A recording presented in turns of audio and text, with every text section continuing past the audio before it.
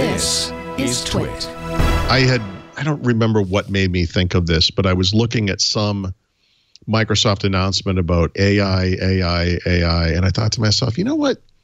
People actually don't trust AI. I think for most normal people, what they think of is Skynet and the Terminator movies and how the robots are going to decide that humans are the weak link and they're going to kill us all. And that maybe the last thing we need is, it's not there are simpleton kind of things. I mean, like what I said was genius, but like worries about, robots stealing jobs or AI taking away jobs and that kind of thing. Well, that's going to happen. I'm sorry. It's already happened. It's already happened. Sure. Yeah.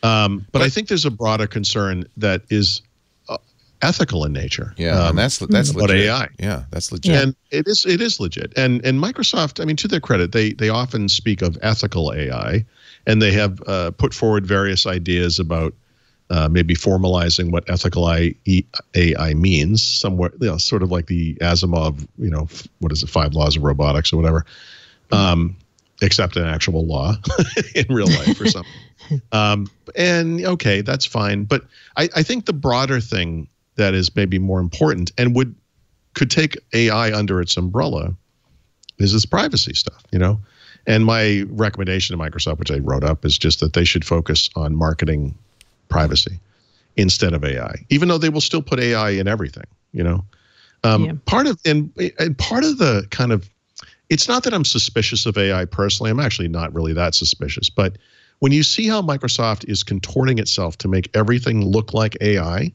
and you can tell by the way that they release information about new products and services, how they always emphasize AI, that this is an edict from on high. It's gone to the point where they're like, well, Microsoft has been an AI pioneer since they added spell checking to Microsoft Word in 1988 or whatever. It's like, guys, hold on a second.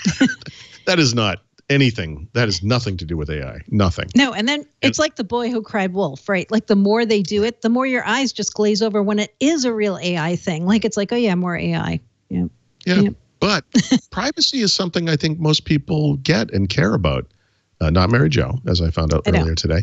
But but I think there's an opportunity there to do what Apple has done and is doing around privacy. And for Microsoft, I think it's a great selling point. They could do something specific, like say, look, in Europe, we have this GDPR thing.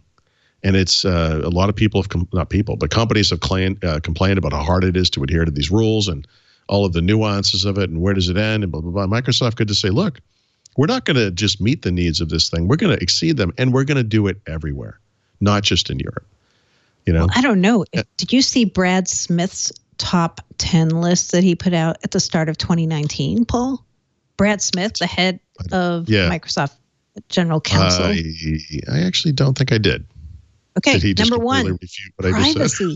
Number one, privacy. Okay. Yeah. So I think you're going to get your wish in part. I think they're really going to push more on privacy, and GDPR is kind of their lead off as to how they're going to do that. But he, in his list, he kind of conflates privacy and AI in part. He's like, it would be good to do more like privacy related innovation, like what we're doing with AI. And I'm like, oh, there's AI again, right? But still, I think AI. I think you're going to hear from them more about privacy this year. Even, last year we heard a lot because of GDPR, but this year I think you're going to keep hearing more from them.